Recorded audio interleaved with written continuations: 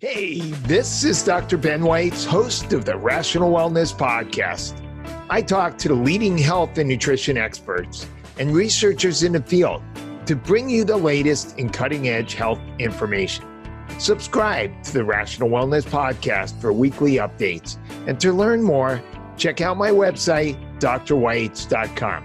Thanks for joining me, and let's jump into the podcast.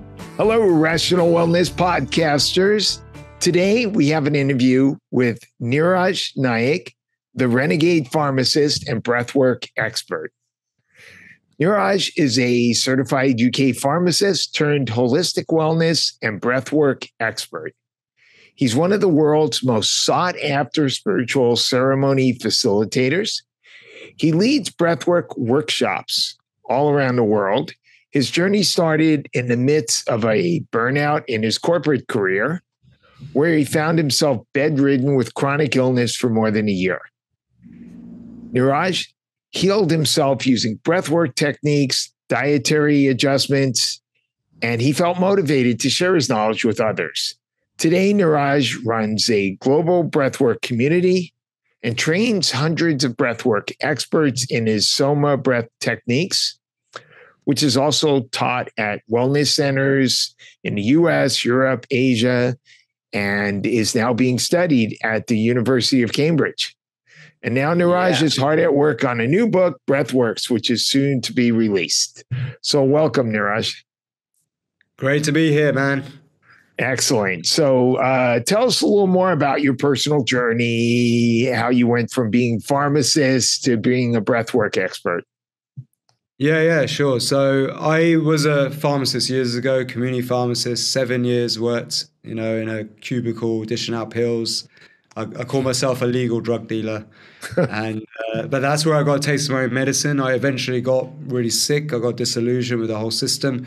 People going away with shopping bags full of drugs, wasn't really soothing the soul. And, people coming back with side effects and whatnot. So in the end, I had a bit of a nervous breakdown and got an autoimmune disease called ulcerative colitis. And I was shitting blood 40 times a day for almost a year. That's where I discovered the power of the breathing, because I got two choices. Either I have my colon removed or be a guinea pig for a drug that hasn't been tested before. And so they say gift of God is God coming to you in these desperate moments. I got a gift from God, and God, gift of desperation. And that came to me at the right time where I made a bold choice to trust in my own culture of India, yoga, pranayama, and I learned simple breathing techniques that became the catalyst for complete, full, miracle recovery, because all the doctors who are like family friends, because in Indian culture, everyone's a doctor or a medic of some form, right? So we have a lot of them in our family, and they're all like telling me, you're crazy, stop, you can't stop taking the pills, you've got to do this, you've got to do that. You've got this disease for life, it's not curable, all this, negative talk. And so I proved them all wrong, thank God. That's great. Yeah. That's basically, then that inspired me to do what I'm doing now. I created, I wanted to start, it was desperation. Like I had to find a way to make a living, because I couldn't go back to my pharmacy job, because I realized by going through the healing journey that it's a job that was killing me after all. So I had to transition to something more worthwhile. And I thought the most worthwhile thing you could possibly do is just to share what helped you heal, when the pharmaceutical industry clearly is not working, because most people I saw with ulcerative colitis in the pharmacy didn't get better. So in fact, some died. And that's what really scared me, was actually that's a potential route I could go down is, and you know what most people die of in this? It's not the disease, it's the side effects of the drugs. Right. In fact, adverse drug reactions is the number 4 killer in the world, right? So, and there's Not another to mention adverse reactions to having your colon removed. Yeah. So, but then also one of the rising causes of death is a new phenomenon that we've had in this day and age. It didn't happen before.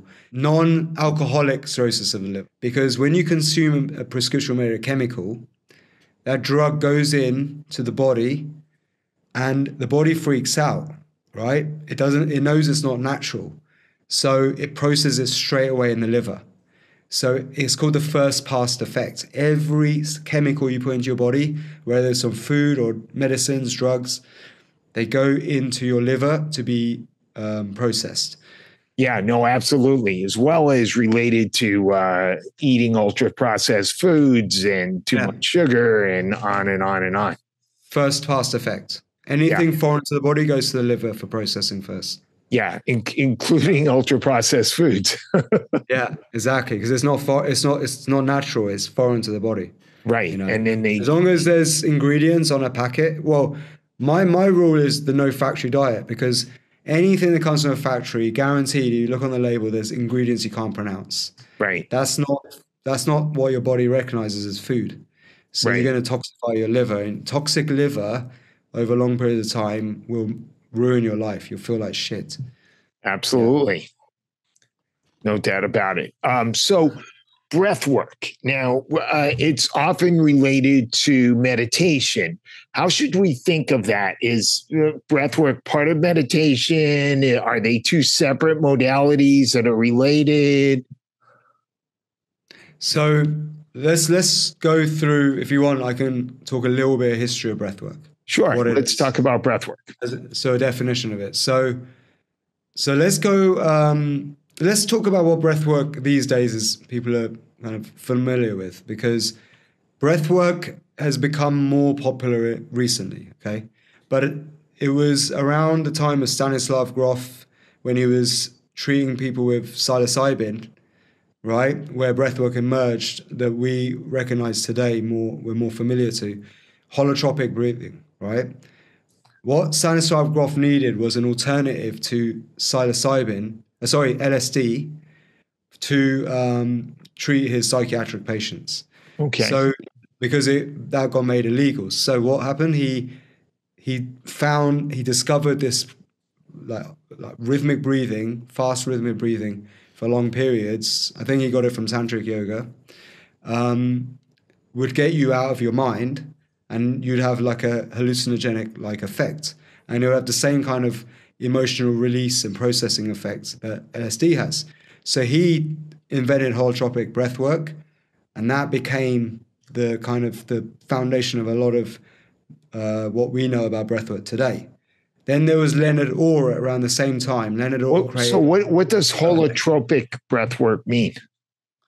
It's just I don't know. This is what he called it, but it's just fast hyperventilation for 2-3 hours with full power music that gets you really tripped out of your minds, and you have like emotional releases, and you discover your truth a little bit. So then there's rebirthing. So rebirthing, Leonard Orr invented. He said he got it from Babaji in the Himalayas, who told him this was a secret to immortality, and he created his own immortality club. Leonard Orr. He's quite a wacky guy, but I quite like him. But anyway, so he came up with this thing. Again, it's very similar to holotropic. So then this became like what we know of breathwork for quite a long time, until Wim Hof came along and he blew up the importance of breathing around the world, right? Wim's a good friend of mine, and I made all the music to the Wim Hof method, and we worked very close together. Anyway, Wim Hof is a superhuman dude, and he uses these tantric yogic breathing exercises, he claims that he made them up, but for sure he got inspired, right? So anyway, these are different types of breathing techniques. They're not like holotropic, where you're breathing for 2 hours and getting completely out of your minds. These are involving breath retentions, where you're holding your breath, doing rhythmic breathing for 20 to 30 reps, then holding your breath to create a physiological state called intermittent hypoxia. And this low oxygen state that you get your blood into for a brief period triggers a strengthening response, an adaptation to oxygen in the body that makes you more efficient using oxygen. So over time, you get better body tissue oxygenation. You need less oxygen to breathe, to live longer, right? And you live longer as a result. But here's the thing. This breathing stuff isn't new news. it's been around since ancient times, all right? So let's go way back in time. In the Vedic tradition, there was a time, the Rig Veda, all right, where it's detailed in this ancient manuscript that's thousands of years old. No one knows how old it is. There was a golden age where the rishis, the gods on the planet, would consume this concoction called Soma. Nobody knows quite what it was, but it would give them immortality. It would give them divine bliss, ecstasy. It would give them everything. It was a pharmacy of everything, right? So like the ultimate drug, all right? But what happens is this Soma runs out. So all of the rishis freak out because they're so addicted to this stuff that they're like, wow, we have to figure out how to make the Soma from within. Boom, that becomes the origin of tantric yoga and all the spiritual practices. So then that turned into these breathwork cults, like original breathing cults, who did a lot of breathing exercises. African shamans and whatnot, they all use a lot of breathing exercises. Siberian shamans, you know, a lot of Mayan culture, there's breathing associated with those practices. And then you got yoga, tantric yoga. Then you've got Qigong. Qigong literally translates as breath work, right? Qigong. So Qigong came from yoga and so on, right? Tai Chi and all of these breathing exercises. So in yoga, we have pranayama. Pranayama means energy control, which is really like a pharmacy of different breathing techniques. If you master all of this and master asana and go through all of the 8 branches of yoga, if you really understand it, really go deep into it, you will produce the Soma from within, and you will have a method for fixing all of the things you would normally go to a pharmacy for, but through your own body, okay? And then you'll only ever need to go to a doctor in a serious emergency, like if some arsehole ran you over with his car or something, and you might need to fix your broken leg or whatever, or some bones, right? But otherwise, you should be pretty self-sufficient. So what I've done, because I went back to Tantra Yoga, is I have translated that into a language and a methodology that is accessible to this day and age. So I've put music to it. In fact, music is a core part of the Vedic tradition. There's a whole chapter of the, or actually a whole book in the Vedas dedicated to music called Sama Yoga or Nadya Yoga. All right, it's completely all about the music, the power of the notes, intonations between notes, and how to invoke different states and different mantras. And mantra is simply breathing, because when you recite a mantra, you're exhaling for a period of time, inhaling for a period of time. That changes your breathing pattern and that influences your state. So basically what I've created is a pharmacy of breathing techniques based on this original literature, but also passed down from generation to generation. I have amazing teachers from the Himalayas, yogis, even Wim Hof. I've met so many amazing people. My own self-study by going through my own healing journey, curing myself. I put together this system, and now science is starting to catch up with us. So there's a lot of evidence backing up everything I teach. Cambridge University is studying us now, and so on. So what breathwork really is no one single modality anymore. It's really all of the breathing exercises that exist on the planet. And therefore, it's a pharmacy. Right? So some techniques get you out of your mind and trip you out and make you feel like you're having acid. And others can help you go to sleep and do the opposite, make you go into a deep, restful sleep. So others are for strengthening the body, initiating healing. But not all techniques are equal. So each right. So like tantric yoga and Wim Hof is more energetic and changing your mental state, but no. They're all in tantric yoga. Tantric yoga has all of these techniques. They do different things. So holotropic breathwork is in tantric yoga. Okay. Rebirthing, as I said, he got it from Babaji in the mountains, right? So rebirthing is a yogic technique. So on, so forth. So some breathing is faster breathing, some is slower breathing, some is holding the breath, some is longer on the inhale, longer on the exhale. Yeah. There's an amazing study, the benefits of slow breathing,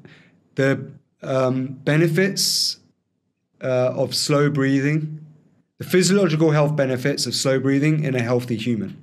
That's it. Look it up. That study has so much evidence for all the various forms of breathing, for slow breathing, slow diaphragmatic breathing. So we have slow breathing, fast breathing, and we have holds, breath holds. So each one has now numerous studies. The breath holding techniques, Buteyko was the famous guy behind this. So Right. Dr. Buteyko, in my opinion, he's the ultimate guru who, like, I wish he was still alive today. But he translated yogic texts, the pranayama, similar like how I did, but he could put a lot of evidence to it. He's a medical doctor. And he made it for improving oxygen efficiency and getting oxygen to your body tissue cells, because he believes that hyperventilation is the cause of most chronic diseases. People breathing harder and heavier than they need to. So he was all about slowing breathing down, right, and improving oxygen efficiency and using controlled pauses, controlled breath holding to improve your oxygen efficiency. Because there's a science why that works. I can go into that if you want. But Buteyko has incredible success stories. And I'm very much the Buteyko advocate. And everything we do in Soma Breath has a lot of Buteyko method inspiration, but I make it fun. I put the music into it. I make it cooler for this day and age. The kids want to do it. Yeah, no, it's interesting. I've taken some Buteyko training sessions, and it's also important to learn to breathe through your nose, whereas a lot of us breathe through our mouth. Totally. He's all about trying to train us how to breathe how we should normally. Because when we're stressed out, we don't breathe normally. We breathe like we're reptiles on high alert, danger. Because our reptilian brain is the one controlling the breathing. Because breathing is the thing that runs on autopilot, but we also consciously control. So with conscious breath control, we can control the autonomic nervous system. But when we're on high alert and we're sensing danger at all times, because we got a boss that's a dickhead, we got a wife or a husband who's annoying and pisses us off, and then we've got like an alarm clock that wakes us up every morning, like to do a shitty job that you don't want to do, and so on and so forth. We are basically wallowing in a sea of stress hormones all day long. So we're in high alert all the time. So what that does is by the way, in the functional medicine world, the concept is the cell danger response. Yes. So we're always in high alertness. So we're breathing harder than we need to. And that means we overbreathe and we let go of actually the most important gas, CO2, carbon dioxide, which is what's needed to get oxygen off your blood cells into your body tissue cells. So if you hyperventilate, you breathe out too much of this gas. And we need an element of it, a balance of it in the body for oxygenation of your body tissue cells. So wait a minute. How does carbon dioxide help us?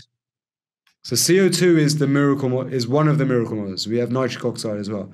But CO2 is the byproduct of respiration. Oxygen plus glucose.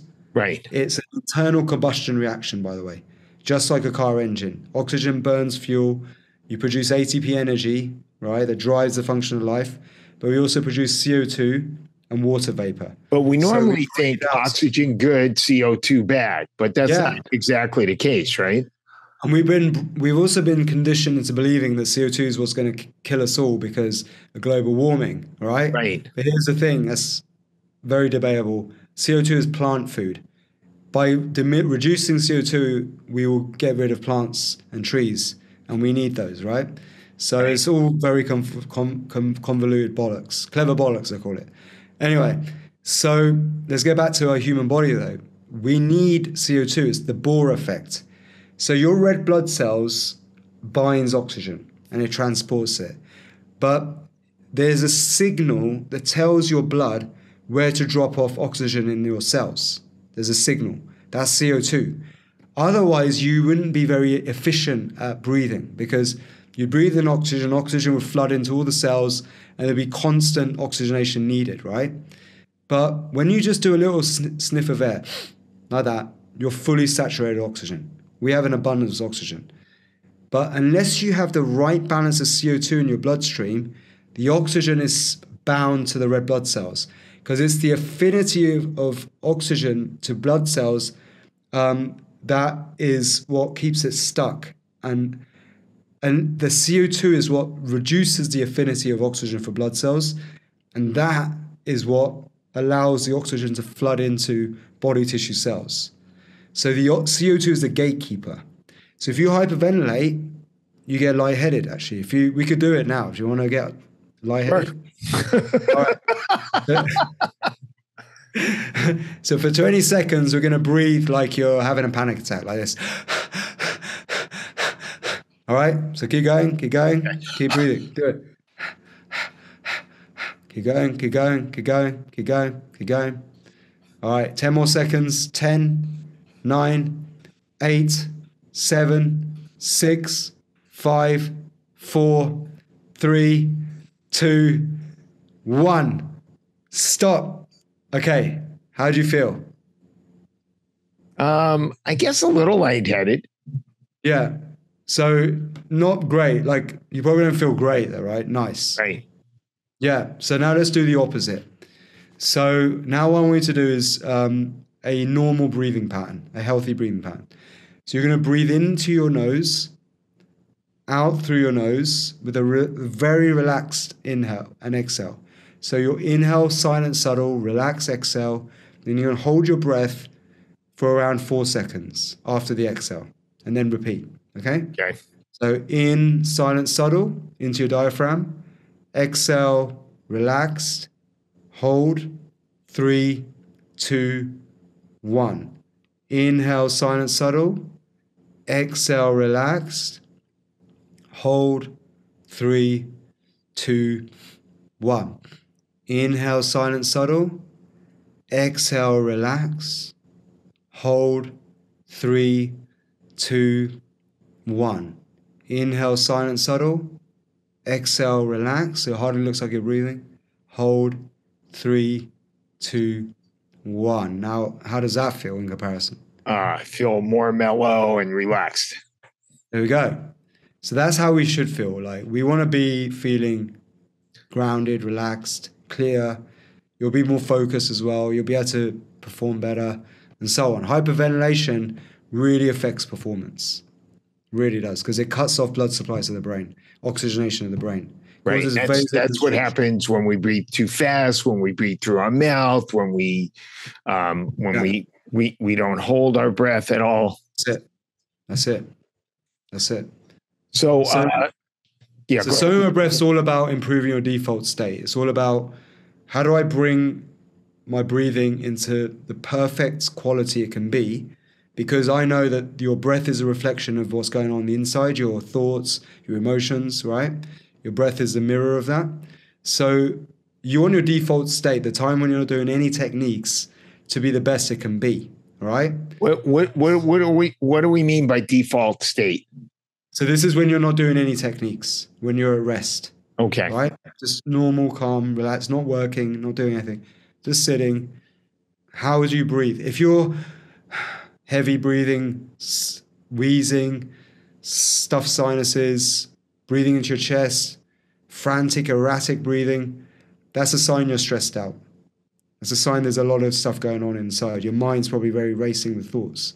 However, if your breath is calm, relaxed, you have an automatic pause, you hardly look like you're breathing, then you're like Lao Tzu.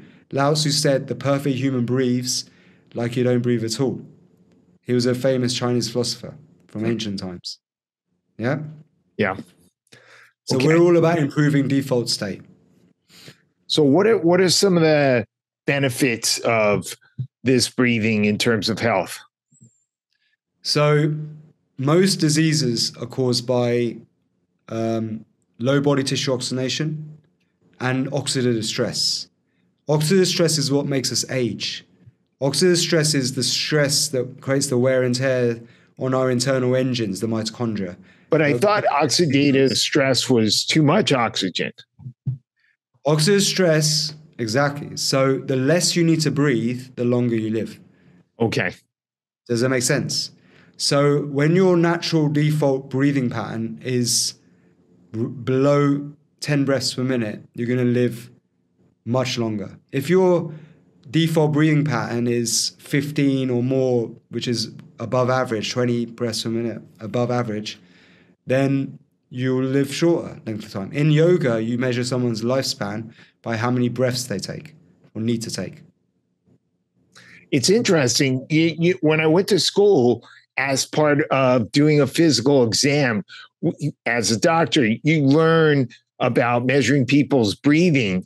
And yet in practice, we measure blood pressure, we measure all these other things, but rarely do we measure how rapidly people are breathing. Well, Buteyko really tried to drill home this message that all the doctors need to do is look at the breath, observe the breath, adjust the breath when symptoms start, and then the disease goes, right? Before it's too late. He got persecuted like mad. He got really into a lot of trouble for that. Right. And he got, he got kicked out, basically. He got like kind of ostracized from the medical community. Why? Right. Because breath is free, it has no side effects, and it's not patentable. Right. Exactly. So talk about the impact of breath work on longevity. Yeah. So as I said, like breathing rates, well, breathing volume is more accurate. The amount you need to breathe, right, is linked to breathing rates. I'll give you a little an example from the mammal world, because a lot of yoga practices were developed by studying mammals in nature. So the mammals that live a very long time, like elephants, turtles, and whales, they breathe very slow, like 1 to 2 breaths per minute. Whales hold their breath for 2 hours at a time. They live 200 years plus. Now, on the other end of the spectrum, rats and mice, they breathe very fast, like 150, 300 breaths per minute. They don't hold their breath, right? They're very fast breathing rates. But there's a very strange anomaly to this. The naked mole rat. The naked mole rat is a rodent, but it lives primarily underground in a hypoxic environment. It holds its breath for 18 minutes at a time, and it lives 30 times longer than a normal rat. So humans have conscious control of our breath. We can choose to breathe like whales or like rats in the rat race. Right? But I'm not saying you need to be like a naked mole rat and live underground. Also, yogis go and live also where oxygen's low. They go to the tops of the Himalayas and they're immortal, like the one that taught Leonard Orr rebirthing, right? So why do they do that? Because oxidative stress, right? You've seen what happens to an apple, right? It goes brown, right? What happens to your car? It rusts. So we are also rusting inside because of oxidative stress. We have a constant battle going on against oxidative stress. Helmut Sees, the pioneer of this kind of science, he says that it's impossible to live without oxygen, and it's very difficult to live with it because of oxidative stress. So we have this toxic codependent relationship with oxygen. We have to make it our friend, right? And when we exercise, we're forcing a lot of oxygen through. We're creating a lot of oxidative stress, but that's actually good for longevity. Yeah, so any bit like positive stress response for a brief period, intermittent stress, is beneficial to the body. The body adapts and becomes stronger as a result. We need a little bit of controlled positive stress responses to feel alive. Also, exercise has other benefits, because there's a wrong way to exercise too, we should talk about. But exercise has benefit because it moves the lymphatic system, which doesn't have a pump. It clears the junk from the brain, right? You need to move. If you don't move it, you lose it, right? That's the whole classic expression. And when you exercise regularly, you have a lower heart rate, you have a lower breathing rate. Yeah, but there's two types of exercise: anaerobic, aerobic. Anaerobic, in my opinion, is the best, okay? Aerobic is good too, but anaerobic is the best. High-intensity interval training is anaerobic. Exercise where you're holding your breath or slowing your breathing with each pose. My favorite anaerobic exercise, I call it the Hindu squat. Do you want me to show you how to do it? To do a squat? The Hindu squat. A Hindu squat. You want to see it? Yeah, I'll watch. Okay, do you want to do it? I don't know if I can. I fractured my femur 10 weeks ago. Oh no, then don't do it. Yeah, this is the Hindu squat. It's a different. This comes from the ancient martial arts system in India, which was originated around the time yoga was, right? And it was normally only taught to the kings and the warriors. It was suppressed to everyday people because this is the secret of longevity and strength. Okay, so this is a very cool technique. Okay, so what you do is you put your hands out like this zombie pose. You breathe in. So a full yogic breath of air. And then you descend into a squat like this. You go down and you breathe out through your nose as you go down. Breathing out, breathing out, breathing out, breathing out for like 10 to 15 seconds to start with. Then you start increasing the time. You go all the way down, all the way down, all the way down into a squat, right? Then you hold this pose for around 5 seconds, right down in the bottom of the squat. And then you start to breathe in. So you hold your breath at this point, and then you start to breathe in, breathe in, breathe in, breathe in, breathe in, breathe in on the way up, all right? And you do that for around 10, 15 seconds. So the idea is you add on a few seconds every time you're practicing, and you see an improvement. I can do it like, my time now is getting to 1:30 for the complete sequence, which is pretty insane. But it takes time. You have to gradually build up. But you can apply that to any technique, any bodyweight exercise, right? Slowing the breathing down on the contraction and the relaxation, right? And what was I going to say? So what this creates is a state called intermittent hypoxia, right? And the Hindu squat I love is because it's working with the psoas muscles, the biggest muscle group in the body.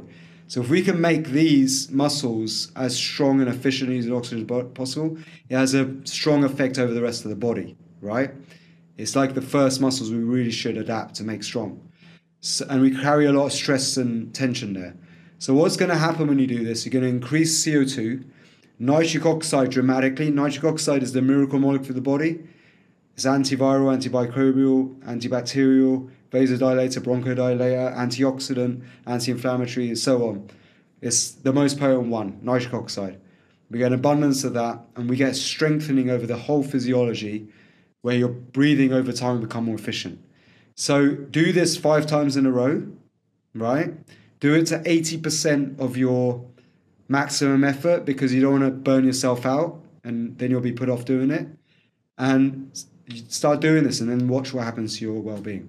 It's interesting. You know, there's a technique of exercise now where you put a mask on and you control your oxygen, and you switch between higher oxygen state and in a lower oxygen state.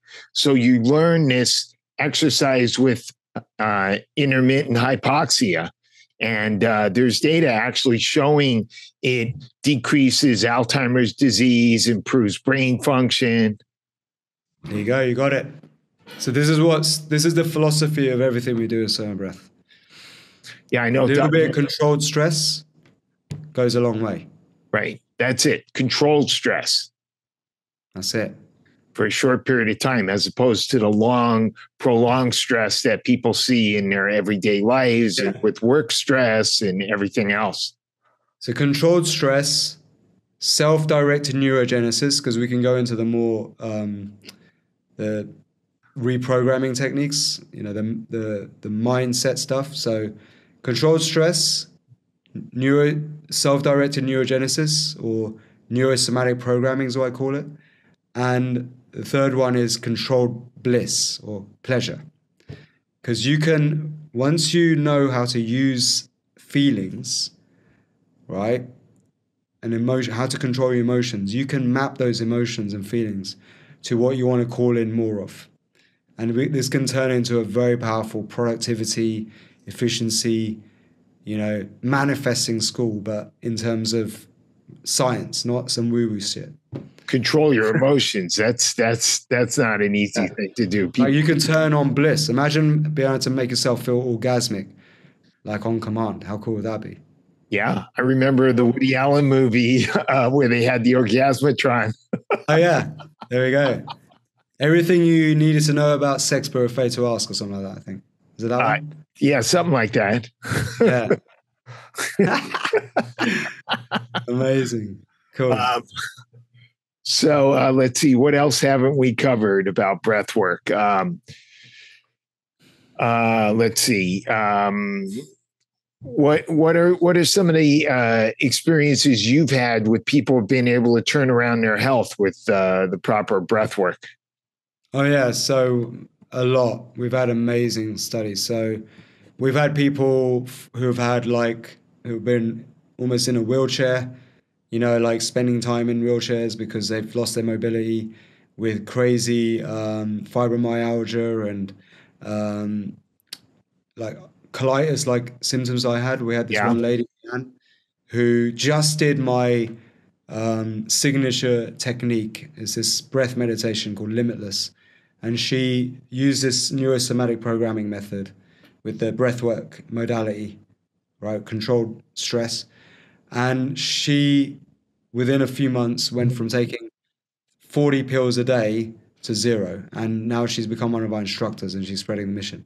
So that's just one story. We have tons of stories. We had a guy who had a very rare form of muscular dystrophy who did our technique. He just did our 21-day course and he wasn't able to pick up his grandkid, right? He couldn't throw a ball over his head and he was able to do all that. And he went back to get his x-rays done because the doctors were freaking out. They're like, what's going on? And they said, your muscles have stopped wasting away. So keep doing what you're doing. So I've got loads of stories like that. I mean, we have athletes who have significantly improved their game, professional stars who are, are using our techniques now and so on. So that's great. Yeah.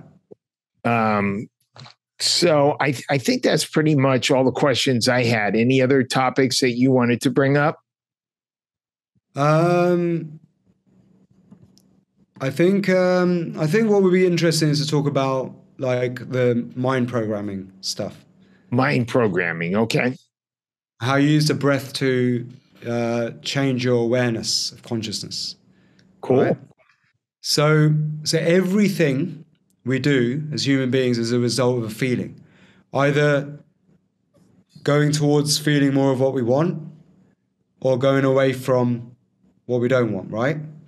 So moving towards pleasure and away from pain, right? Okay. So if I asked you, like, what do you want to feel more of? Is there anything you could say? I don't think anybody would not want to have more pleasure and less pain, right? Yeah. So if I was to ask you, what is your highest excitement? What is your you don't have to share that because that might be X-rated, right? But just if you were to think about that, you will get a feeling somewhere in your body, right? Okay. And if we can reverse engineer feelings where they come from and actually be more successful getting more of them, right? If you understand this process. So feelings have meanings and thoughts become things. Okay. So what comes before, let's say you want a result, there's a result. You have this movie playing in your mind's eye. It might be X-rated, it might be something else, where you're feeling a lot of pleasure. You're living and breathing something that you want to call in more of, right? Okay? And it's a result. Maybe it's a business aspiration you've got, right? A goal, right? It's going to give you loads of pleasure. What result will give you that feeling? So if you could see that as a movie, right? What comes before a successful result? You have to do something, right? You have to take action. Right. So most people work on the area of action to get results. Like this is your outer world. So you'll get a coach who'll teach you more techniques, more strategies, more tools. Right. But quite often your results get to a plateau or they diminish because there's more to it than just learning the new technique or strategy. Because what comes before an action, a quality action? What do you think? Well, I guess your thoughts about what you're trying to accomplish. Yeah, well, decisions. So your decisions, your quality of your decision will determine the quality of your action. So now we're going to the inner world, right? We're going into this inner world. So on the inside, right, there's a whole load of chemistry going on, and neurology and nerves and synapses firing that produces ultimately thoughts, right, of different qualities, and then decisions. So the quality of how you think is based upon what? I guess your prior experience, right? That's partly, but it's actually, if you think about this, think about, like, have you ever been really hungover before? Sure. How did that affect your decision-making abilities? Definitely blunted them. Yeah, exactly. All the stupidest shit I've ever done was under the influence of alcohol, right? So we're messing with the nervous system when we drink loads of alcohol. So, and hangovers, it carries on. So how you feel actually is what determines everything, the feeling. So if you don't feel high vibe, right, you're not going to be at your best every single day. You're gonna make bad decisions sometimes. Like the worst decisions most people make are when they're pissed off, in a rage, they're angry, right? Yeah. Sure. So how you feel is so important, and this is now the realms of your neurochemistry, your nerves, hormones, transmitters, right? So the breath is the bridge between the body and the mind, right? Because the breath is what you can consciously control. You can control your breath consciously, right? As well as let it run on autopilot. So this gives us conscious control of the autonomic nervous system. So we can change our state instantly with our breath. That's the power of the breath. It's the code. It's the remote control for the inner world, the autonomic nervous system, and state. So with breathwork techniques, we can raise our vibe, and in this heightened state, we can reprogram the consciousness.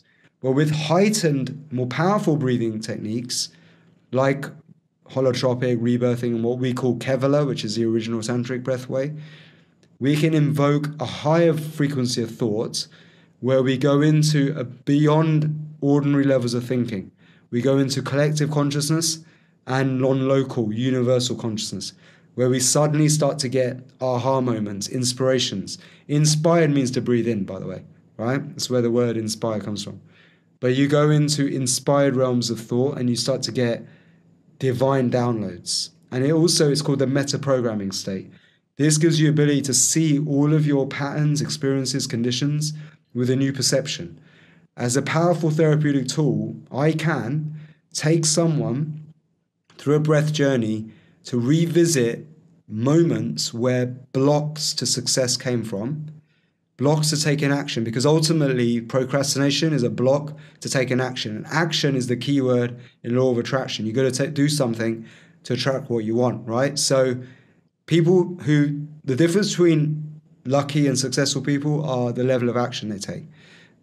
So there will be a story associated with blocks that have happened at some point, usually in the first 7 years of life. With breathing techniques, we can take somebody back into that time and we can make them aware of this and retell the story in a new way under this heightened vibrational state, which then reformats the hardware and the operating system, the mind. And with that, you clear the blocks and people start to get more successful. Amazing. That's neurosomatic programming. Neurosomatic programming. That's it. So, people claim the same sorts of benefits from meditation. What exactly is the difference between meditation and breathing and breath work? The easiest way to meditate is to observe your breath. Just close your eyes. Okay. Awareness your breath in and out. So it's actually part of the same process? Well, yeah, it's a technique, right? But meditation, its purpose is to train you to have single focus attention, right? With absolute conviction and of concentration, you will still the mind to a single point. And there's many things you can do with that skill. You can learn and master new skills by being able to channel and go deep on one thing, right? And disregard the noise. It trains you to have ultra focus. But also with that advanced meditation techniques, we can, as I said, have self-awareness. We can reprogram. We can also actually program I call it self-directed neurogenesis. We can program our cells to grow certain cells in certain areas of the body to invoke healing, or direct stem cells to the brain to create neurogenesis on command to match the things we want to call into our life. Do you understand? Brain change according to will. That's what the Tibetan tantrics were trying to do, to change the brain according to will, to create superpowers, superhuman powers, but also to release all the karmic imprint that they had, so they can finally break free from this cycle of birth and rebirth. Interesting. I always thought the concept of meditation was more about not to have any conscious activity, to have no focus. There's many types of meditation, but ultimately you're focusing on something other than the conscious mind. You're trying to focus on something beyond the conscious mind, the voice in your head, because the verbal part of the brain is what creates tension in the body. Right. All the words going on in your mind creates tension, which creates resistance, which stops blood flow to your muscle tissues, joints. So when you can't quieten that voice in the head through bringing awareness to something other than that voice in the head, like your breath or a sound or a flickering candle, what happens is you still the mind and you go into a very relaxed state, right, of meditation, where you suddenly get blood flow to areas of the body that haven't had blood flow for years. You might even get an erection. That'd be a great side effect. Yeah, I know people who do these intense meditation retreats and very reaching a higher state of consciousness from doing it intensely for longer periods of time. Amazing. Yeah, I heard you say that breath work gives you a similar effect that you can get from doing psilocybin. Yeah, certain breathwork techniques and LSD and DMT. We do these in our retreats. We do very advanced breathwork techniques that get people into very psychedelic experiences. Interesting. You can even do the combination of the two, like a lower dose of psilocybin or LSD, and you can have very powerful psychedelic journeys. Oh, interesting. Yeah, we work with some centers that do this, like clinically, with doctors, certified doctors. Right. It's being used for patients with resistant depression and certain other conditions that haven't been able to be conquered. But it's all this, what I just described to you, neurosomatic programming, is the real method of doing it. So we get you into a state where you can see yourself with a new lens and change that perception, change the story. That's great. Okay. So how can listeners find out more about your Soma Breathwork techniques? Yeah, so the best thing to do, go to my Instagram, Niraj Naik Official, DM me the word breath on there, direct message, breath, and you'll get, like through the jiggery pokery, a link to my masterclass. You can sign up, and then when my book comes out, and you get loads of free stuff if you sign up for free, with your email, and then you can follow me as well. I have this thing where I say a reel a day keeps the doctor away on my Instagram. Every technique you're going to learn is going to help push the doctor away a little bit, right? So go and check that out. And my book's coming out soon. It's called Breath Works. So it's a whole complete Bible of breathing exercises and the evidence and science that supports everything I've been talking about today. And I'm assuming that's going to be available Amazon, Barnes & Noble, everywhere. And then what's your website that people should go to? Yeah, the website is somabreath.com.